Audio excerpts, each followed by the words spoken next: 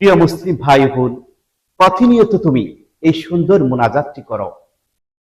হে আল্লাহ, হে আল্লাহ, হে আমার রাব্বুল আলামিন, আপনি পরম করুণাময় দয়াময়, আপনি পরম করুণাময় ও দয়াময়।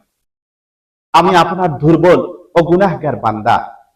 আমার জীবনের শুরু থেকে আজ পর্যন্ত জেনে না জেনে, প্রকাশ্যে গোপনে যত গুনাহ করেছি, আপনি নিজ দয়ায় সব মাফ করে দিন। ইয়া আল্লাহ, ইয়া আরহামার রাহিমিন। আমার অন্তরটাকে খাঁটি করে দিন। ইসলাম ও রাসূল সাল্লাল্লাহু আলাইহি ওয়াসাল্লামের প্রতি ভালোবাসা বাড়িয়ে দিন। আমাকে হেদায়েত দান করুন। আমার মনে হিংসা, অহংকার ও দুনিয়াবি লোভ লালসা দূর করে দিন।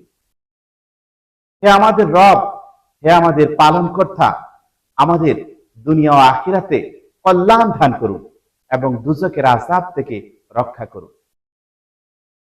হে আল্লাহ, আমার পিতামাতা, হে আল্লাহ, আমার পিতামাতা, পরিবার পরিজন এবং সমস্ত মুসলিম উম্মাহ এবং সমস্ত মুসলিম উম্মাহর গুনাহ ক্ষমা করে দিন।